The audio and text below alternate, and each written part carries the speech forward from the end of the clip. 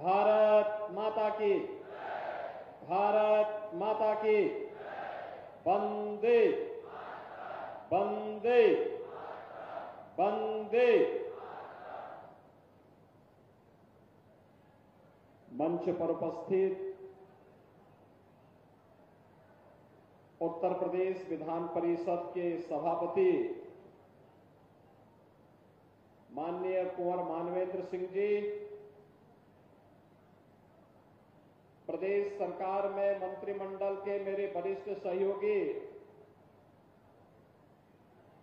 जल शक्ति मंत्री श्री स्वतंत्र देव सिंह जी,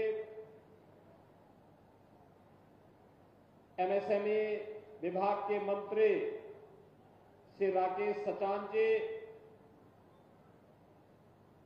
लोकप्रिय सांसद श्री अनुराग शर्मा जी, पूर्व मंत्री केंद्रीय मंत्री पूर्व श्री भानु प्रताप सिंह वर्मा जी, महापौर झांसी श्री बिहारी लाल आर्य जी, जिला पंचायत अध्यक्ष श्री पवन गौतम जी, माननीय विधायकगण श्री रवि शर्मा जी, राजीव परीक्षा जी, जवाहरलाल राजपूत जी, श्रीमती रश्मि आर्य जी,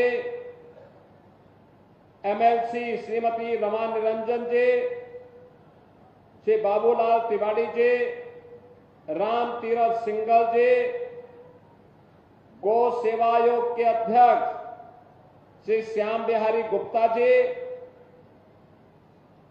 श्री हरगोविंद कुशवाहा जी, भारतीय जनता पार्टी के क्षेत्रीय अध्यक्ष श्री प्रकाश पाल जी, जिला अध्यक्ष अशोक गिरी जी, महानगर अध्यक्ष श्री हेमंत परिहार जी,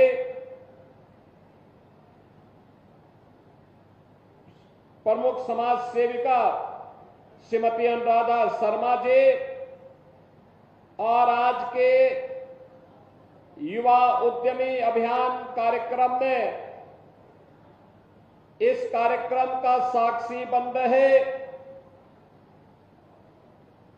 झांसी और चित्रकूट मंडल के मेरे सभी युवा साथियों, झांसी से जुड़े हुए सभी उपस्थित बहनों और भाइयों, वीरांगना महारानी लक्ष्मीबाई के शौर्य और पराक्रम की इस पावन धरा को नमन करते हुए मैं आप सबका हृदय से अभिनंदन करता हूं। महाकुंभ के भव्य और दिव्य आयोजन के उपरांत पहली बार मुझे बुंदेलखंड की पावन धरा में आने का अवसर प्राप्त हो रहा है। और बहनों और भाइयों, भारत की सनातन परंपरा की ध्वज पताका कैसे वैश्विक मंच पर लहरा रही है, महाकुंभ ने साबित किया है, और इसके लिए भी मैं आपका अभिनंदन करता हूं। ये वही उत्तर प्रदेश है जिस उत्तर प्रदेश में सूर्य अस्त के बाद आवागमन ठप हो जाता था। ये वही उत्तर प्रदेश है, बेटियां स्कूल जाने से डरती थी, व्यापारी पलायन करने के लिए मजबूर होता था, किसान आत्महत्या कर रहा था, और नौजवान मजबूर था पलायन करने के लिए। और बहनों और भाइयों, आज प्रधानमंत्री मोदी जी के मार्गदर्शन और नेतृत्व में जहां भारत दुनिया की 5वीं बड़ी अर्थव्यवस्था के रूप में अपने आप को स्थापित करके वैश्विक मानचित्र पर छाया हुआ है, वहीं नए भारत का नया उत्तर प्रदेश भी अपनी पूरी सामर्थ्य के साथ आगे बढ़ रहा है। आपने महाकुंभ को देखा होगा उत्तर प्रदेश की आबादी तो है 25 करोड़ और महाकुंभ में श्रद्धालु और संतों की संख्या आती है 66 करोड़ 30 लाख से अधिक। हमने जो अनुमान लगाया था उससे कई गुना। और मैं इस अवसर पर आप सबका अभिनंदन इसलिए करता हूं, महाकुंभ की सफलता के लिए आपने भी योगदान किया, क्योंकि आपके भी जनपद से जो श्रद्धालु आया, आपने आतिथ्य सत्कार की एक नई परंपरा को आगे बढ़ाने में अपना योगदान दिया। उत्तर प्रदेश में इस दौरान लूट की घटना नहीं, छेड़छाड़ की कोई घटना नहीं, अपहरण की कोई घटना नहीं, हत्या की कोई घटना नहीं, कोई ऐसी घटना नहीं आई। और देश के अंदर उत्तर प्रदेश का नाम और दुनिया के अंदर भारत का नाम भी बना है कि सनातन धर्म का कोई आयोजन, दुनिया का सबसे बड़ा आयोजन उत्तर प्रदेश के प्रयागराज की धरती पर हो जाता है। बहनों और भाइयों, इसका सम्मान के पात्र आप भी हैं। और आज उसी सम्मान के क्रम को होली के ठीक पहले मेरी इच्छा थी कि मैं झांसी जरूर जाऊं। झांसी, अभी मैं यहां पर आया हूं, इससे पहले मैंने यहां के पहले स्मार्ट हॉस्पिटल का भी उद्घाटन किया। लगभग 200 बेडेड हॉस्पिटल, स्मार्ट हॉस्पिटल है। कैसे पीपीपी मोड में भी हॉस्पिटल बन सकते हैं, बेहतरीन डायग्नोस्टिक सेंटर बन सकता है, 50 बेडेड आईसीयू का निर्माण हो सकता है। हब एंड स्पोक मॉडल पर एक जगह पे कंसल्टेंट बैठ करके कई जगहों पर कंसल्टेशन की सुविधा दे सकता है, टेली कंसल्टेशन की सुविधा हब एंड स्पोक मॉडल पर भी हॉस्पिटल चलाए जा सकते हैं। झांसी में आज इसका शुभारंभ स्मार्ट सिटी मिशन के अंतर्गत हुआ है। मैं इसके लिए झांसी वासियों को हृदय से बधाई देता हूं। मुझे यहां पे बहुत अच्छा लगा, युवाओं के लिए और अन्य लोगों के लिए भी एक स्काई म्यूजियम को मुझे देखने का अवसर प्राप्त हुआ। मैं गया हूं, आप भी देखेंगे स्काई म्यूजियम। ये अंतरिक्ष म्यूजियम है। अंतरिक्ष के ब्रह्मांड के रहस्यों को कैसे हम लोग जान सकते हैं, जो अब तक हमारे लिए अबुझ पहेली थी, आज उसे देखने का एक अवसर हमें यहां प्राप्त हुआ। और झांसी के लोगों को स्मार्ट सिटी मिशन के अंतर्गत भी यह योजना मिली है। और मुझे तो अच्छा लगा कि मैंने वर्चुअली स्काई म्यूजियम का शुभारंभ किया था और मुझे अच्छा लगा कि शुभारंभ होने के बाद इसने 30 लाख रुपए से अधिक पैसा भी कमाया है। बहनों और भाइयों, योजना ऐसे ही बननी चाहिए जो अपना खर्चा भी उठा सके, हमारे विद्यार्थियों का ज्ञानार्जन भी कर सके और अन्य लोगों के मनोरंजन का भी एक केंद्र बन सके। स्काई म्यूजियम को भी मैंने नजदीक से देखा, उसका अवलोकन किया और अब मुझे आपके बीच में यहां पे आने का अवसर प्राप्त हुआ। सीएम युवा उद्यमी अभियान, सीएम युवा उद्यमी अभियान यानी अपने युवाओं को उद्यमी बनाना। उद्यमी बनाने का मतलब आत्मनिर्भर बनाना। अब जॉब के पीछे नहीं भागेगा, बल्कि जॉब उसके पीछे भागेगी, उसके पीछे भागेगी। हमारा एक एक युवा 8 से 10 नए युवाओं को अपने यहां कारोकाम दे सकता है। यह सामर्थ्य सीएम युवा देने जा रही है आप युवाओं को। और मुझे प्रसन्नता है, अकेले बुंदेलखंड में आज 1000 नौजवानों को सीएम युवा उद्यमी स्कीम के अंतर्गत हम लोग लोन वितरण के कार्यक्रम के साथ जोड़ रहे हैं।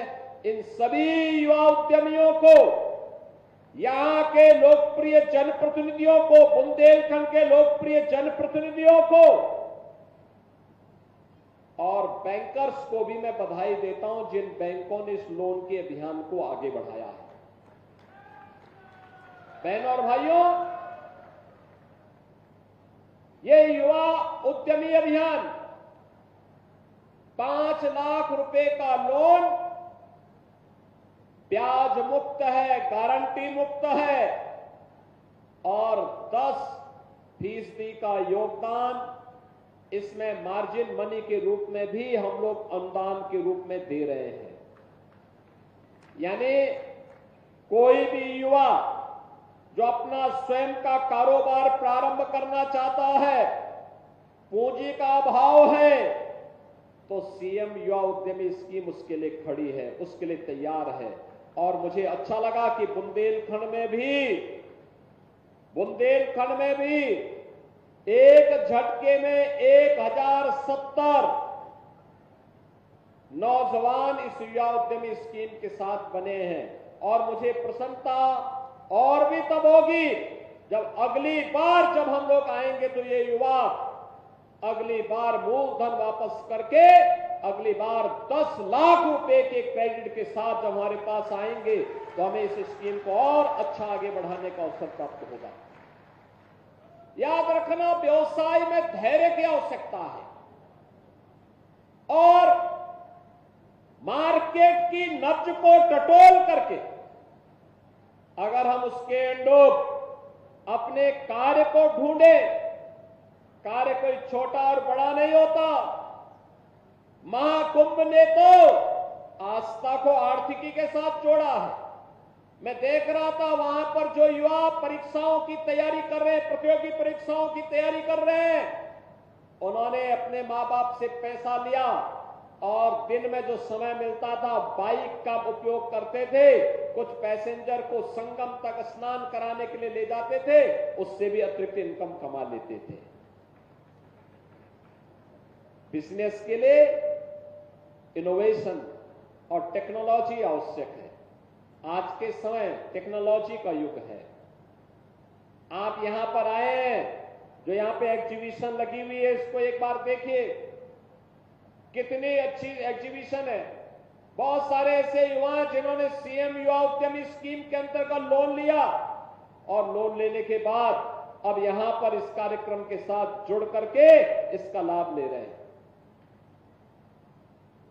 अपना व्यवसाय कर रहे हैं, नए लोगों को कारोबार के साथ जोड़ रहे हैं। व्यवसाय बढ़ेगा तो यहां पे गुणात्मक प्रगति होती है और गुणात्मक प्रगति का मतलब, अगर आज आपकी पूंजी 5 लाख की हुई है, ईमानदारी से आप अपने कार्यक्रम को आगे बढ़ा रहे हैं, तो उसको 25 लाख होने में बहुत ज्यादा समय नहीं लगने वाला है। आपकी पूंजी 25 लाख की हुई, आपने ईमानदारी के साथ व्यवसाय में धैर्य के साथ अपने अपने मार्केट को ढूंढा, तो आपकी इस पूंजी को 2.5 करोड़ होने में, यानी जो अब तक लाखपति में आप थे, आपको कुछ ही वर्षों में करोड़पति होने में कोई देर नहीं लगेगी। और सम्मान अलग है, हर व्यक्ति आपको सम्मान की निगाहों से देखेगा, उद्यमी की निगाहों से देखेगा, और वह जो उद्यमी की निगाह से आपके पास लोग देखेंगे, सम्मान भी आपका बढ़ेगा, प्रदेश का सम्मान बढ़ेगा, प्रदेश के विकास में आप योगदान दे पाएंगे। और उसी कार्यक्रम को, इस स्कीम के बारे में रुझान देख करके आप कह सकते हैं, इस स्कीम का लाभ इसी बात को लेकर के है कि हमें 24 जनवरी से 31 मार्च के अंदर 1 लाख युवा उद्यमियों को लोन की सुविधा उपलब्ध करवानी थी। एप्लीकेशन मांगे गए थे 1 लाख और एप्लीकेशन अब तक हमारे पास आ गए हैं 2,70,000। लगभग 30,000 युवा उद्यमियों को लोन वितरण हो चुका है और बाकी जो 70,000 हैं, अभी सरकार के 8 वर्ष पूरे होने जा रहे हैं 25 मार्च को। और मैं चाहूंगा कि उस दिन सभी जिला प्रशासन अपने अपने जनपद में जिले के विकास की एक एग्जीबिशन लगा करके उस जनपद के हर एक युवा को हर जनपद में कम से कम 1,000 युवा को सीएम युवा योजना के अंतर्गत अतिरिक्त लोन की सुविधा से जोड़ने की आवश्यकता है, जिससे हमारा युवा अपना स्टार्टअप तैयार कर सके, नया कारोबार प्रारंभ कर सके। हर एक क्षेत्र में अनेक संभावनाएं हैं, अलग अलग क्षेत्र में लोग अलग अलग प्रकार का कार्य कर सकते हैं। हमें उस दिशा में आगे बढ़ना होगा, अपने आप को तैयार करना होगा।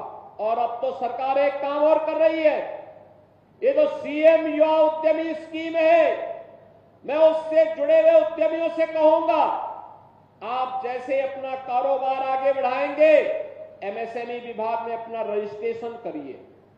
एमएसएमई विभाग में आपका रजिस्ट्रेशन जैसे ही होगा, अगर दुर्भाग्य से कभी कोई आपदा घटित होगी तो सरकार आपको 5 लाख रुपए का सुरक्षा बीमा का कवर भी देने जा रहा है। उत्तर प्रदेश देश का सर्वाधिक एमएसएमई यूनिट रखता है। एमएसएमई यूनिट रखने के कारण करोड़ों लोगों को उत्तर प्रदेश के अंदर ही रोजगार प्राप्त होता है। ये पिछली सरकारों का अकर्मण्यता थी कि उन्होंने उत्तर प्रदेश को पिछड़ा बना दिया, अव्यवस्थित बना दिया, माफिया, गिरदी और दंगों की चपेट में ला दिया, प्रदेश पिछड़ता गया। लेकिन जब प्रधानमंत्री मोदी जी के नेतृत्व और मार्गदर्शन में प्रदेश ने अंगड़ाई ली, जनता जनार्दन ने भारतीय जनता पार्टी पर विश्वास किया, परिणाम आपके सामने है। यही माफिया की गिरफ्त में आया हुआ प्रदेश, दंगाइयों की गिरफ्त में आया हुआ प्रदेश आज उन्मुक्त वातावरण में विकास के नए नए कीर्तिमान स्थापित कर रहा है। जो प्रदेश पहले बीमारू राज्य माना जाता था, आज देश का ग्रोथ इंजन बना हुआ है। जो प्रदेश कभी माना जाता था कि देश के विकास का एक ब्रेकर है, वह प्रदेश देश की नंबर 2 की अर्थव्यवस्था बन करके भारत के विकास का ब्रेक थ्रू बन रहा है। और इसीलिए आज मैं आपके पास आया हूं बहनों और भाइयों कि 96 लाख एमएसएमई यूनिट हमारे पास पहले से है। देश के अंदर सर्वाधिक एमएसएमई यूनिट यूपी रखता है। हमने इसको टेक्नोलॉजी के साथ जोड़ने का, हमने इसे डिजाइन के साथ और पैकेजिंग के साथ जोड़ने के कार्यक्रम को जोड़ा है और आने वाले समय में इसे एक और नए रूप में आगे बढ़ाने का हम कार्य करने जा रहे हैं। ये सुरक्षा बीमा का कवर भी हमने इसीलिए दिया है कि हमारा उद्यमी अपने आप को विश्वास के साथ कह सके कि जिसका कोई नहीं, उसके साथ डबल इंजन की भाजपा की सरकार उसके साथ खड़ी होगी। डबल इंजन की सरकार बुंदेलखंड के विकास के लिए प्रतिबद्ध है। मुझे याद है 2017 में मुझे मुख्यमंत्री जब बनाया गया था, जब मैं पहली बार बुंदेलखंड आया था, हताशा थी, निराशा थी। माफिया और खनन माफिया की गिरफ्त में आया हुआ ये बुंदेलखंड अपने स्वयं के वजूद के लिए तड़प रहा था। उसके मन में एक तड़प तो थी, लेकिन क्या करें, उससे उभर नहीं पा रहा था।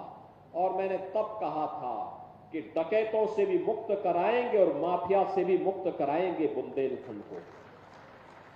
तब मैंने कहा था बुंदेलखंड एक्सप्रेसवे बनेगा, डिफेंस कॉरिडोर बनेगा।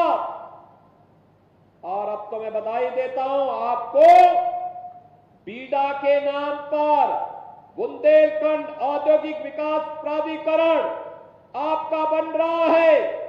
56,000 एकड़ क्षेत्रफल में देश का एक सबसे बड़े औद्योगिक नगर के रूप में झांसी कानपुर के बीच में किसी के पास नहीं। बुंदेलखंड की ताकत का एहसास अब दुनिया करेगी। बहनों और भाइयों, अभी से ऑफर आने लग गए हैं, अभी से ऑफर आने लग गए हैं। हम बुंदेलखंड एक्सप्रेसवे का एक्सटेंशन करने जा रहे हैं। हमने फार्मा पार्क के लिए 2000 एकड़ लैंड पहले ही ललितपुर में ले लिए। कार्य काफी आगे बढ़ चुका है। ललितपुर में मेडिकल कॉलेज का निर्माण पहले ही हो चुका है और अब तो हम लोग झांसी में सार्वजनिक कार्यक्रमों को करने के लिए आने वाले समय में एक बेहतरीन कन्वेंशन सेंटर भी उपलब्ध करवाएंगे। यानी आने वाले समय में 2000-4000 लोगों का कोई कार्यक्रम करना हो तो फिर जर्मन हैंगर लगाने की आवश्यकता नहीं पड़ेगी, टेंट लगाने की आवश्यकता नहीं पड़ेगी। कन्वेंशन सेंटर में ही एग्जीबिशन भी लग जाएगा और वहीं पे इस प्रकार के बड़े कार्यक्रम भी हो पाएंगे। जब कार्यक्रम नहीं होने हैं तो वहां पे शादी ब्याह के कार्यक्रम, वहां पे इन्वेस्टर मीट के कार्यक्रम, वहां पर विभिन्न प्रकार के अन्य कार्यक्रमों को भी आगे बढ़ाया जा सकता है। बहनों और भाइयों, याद करिए, आज से 8 साल पहले एक एक बूंद पानी के लिए तरसता था बुंदेलखंड। अब तो हर घर नल की योजना अपने अंतिम चरणों में चल रही है। बहुत शीघ्र बुंदेलखंड के हर घर में पेयजल की सुविधा हम लोग प्रदान करने वाले हैं। केन बेतवा की परियोजना हर खेत को पानी पहुंचाने के लिए प्रतिबद्ध दिखाई दे रही है और बुंदेलखंड एक बार फिर से अपने पुराने गौरव के साथ आगे बढ़ने के लिए उतावला दिखाई दे रहा है। मैं तो आज आपके पास कहने के लिए आया हूं कि बहनों और भाइयों, जिस माफिया राज से, जिस दंगाइयों से इस प्रदेश को और बुंदेलखंड को मुक्त किया गया है, उसको फिर से बुंदेलखंड में पैर रखने की जगह मत देना, अन्यथा आने वाली पीढ़ी कोसेगी आप लोगों को। हम लोगों ने तो अपने स्तर पर प्रयास किया है, आपको भी इस प्रयास का हिस्सा बनना है और हिस्सा बनकर के जहां कहीं कोई ऐसा माफिया खड़ा होने का दुस्साहस करता है, पुरजोर उसका प्रतिकार करने की आवश्यकता है। सरकार आपके साथ खड़ी होगी, आपके साथ खड़ी होगी। कोई भी अगर व्यक्ति ऐसे लोगों को जो गरीबों का शोषण करता है, गरीबों की, व्यापारियों की शोषण करता है, बेटियों की सुरक्षा में सेंध लगाता है और बुंदेलखंड में विकास में बाधक बनता है, उस बैरियर को हटाने की जिम्मेदारी हमारी। हम लोग आपके साथ खड़े हैं। युवाओं के जीवन के साथ जो खिलवाड़ करेगा उसको उसकी कीमत चुकानी पड़ेगी। अन्नदाता किसानों के भाग्य को बदलने के लिए सरकार के द्वारा जो उठाए गए कदम हैं, आपने देखा होगा कल ही हमारी सरकार ने गेहूं का एमएसपी घोषित किया है। प्रति क्विंटल 150 रुपया और बढ़ाया गया है। 2425 रुपया हम लोग गेहूं का अपने अन्नदाता किसानों को उपलब्ध करवाएंगे। क्रय केंद्र खोलेंगे। आने वाले समय में सरकार ने व्यवस्था की है, हर मंडी में हम लोग माता सबरी के नाम पर एक सस्ती कैंटीन अन्नदाता किसान के लिए उपलब्ध करवाएंगे, जहां उसको चाय मिल सके, सस्ते में भोजन मिल सके, वहां पे बैठने की व्यवस्था दे सके। हम लोग पहले चरण में 7 माता अहिल्याबाई के नाम पर कामकाजी महिलाओं के लिए छात्रावास का निर्माण करने जा रहे हैं। उनके सुरक्षित छात्रावास जहां वे रह सकें, उनके लिए व्यवस्था देने जा रहे हैं। सरकार ने तय किया है, हमने पिछली बार प्रदेश के अंदर जो लोग शासन की योजनाओं से वंचित थे, मुसर, थारू, कोल, चेरो, सहरिया, इन सभी जातियों को योजनाओं के लाभ से जोड़ने के एक बड़े कार्यक्रम को हम लोगों ने अपने साथ किया था। 100% सेचुरेट करने के एक कार्यक्रम को अपने हाथों में लिया था और इस बार सरकार ने बजट में प्रावधान किया है, जीरो पॉवर्टी के लक्ष्य को प्राप्त करने के लिए जो गरीब अभी तक किसी योजना से वंचित है, उस गरीब को उस योजना के साथ जोड़ करके उसके जीवन को आगे बढ़ाने का काम करेंगे। जिसको मकान नहीं मिल पाया उसको मकान देंगे।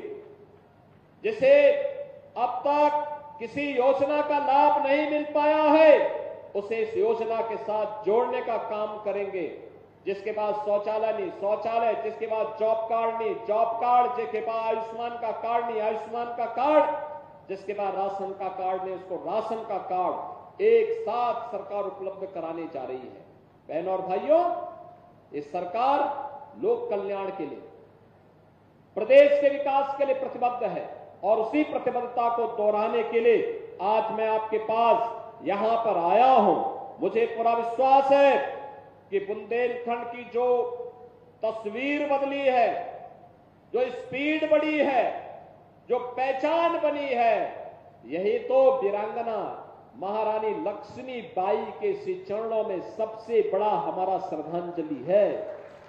इसी के लिए तो झांसी की रानी लक्ष्मीबाई ने अपना बलिदान दिया था, जब उन्होंने कहा था कि मैं अपनी झांसी हरगिज नहीं दूंगी, किसी विदेशी आक्रांता के सामने, विदेशी हुकूमत के सामने हम सिर नहीं झुकाएंगे, उनकी अधीनता स्वीकार नहीं करेंगे, हम लड़ेंगे। और अंतिम दम तक वे लड़ती रही झांसी की अस्मिता के लिए, स्वाभिमान के लिए। और अब तो स्वाभिमान के साथ साथ सम्मान बढ़ाने के लिए सरकार इन योजनाओं को आपके पास लेकर के आई है। मैं आज के इस अवसर पर 1070 बुंदेलखंड के सभी नौजवानों को जो नए उद्यमी के रूप में आगे बढ़ेंगे, इन्हें बधाई देता हूं। बुंदेलखंड वासियों को होली की शुभकामनाएं देता हूं और विश्वास करता हूं कि आप सब मिलकर के बुंदेलखंड को उद्यम प्रदेश के रूप में, उद्यम क्षेत्र के रूप में विकसित करने में अपना योगदान देंगे। आप सबके प्रति मेरी शुभकामनाएं। धन्यवाद। जय हिंद।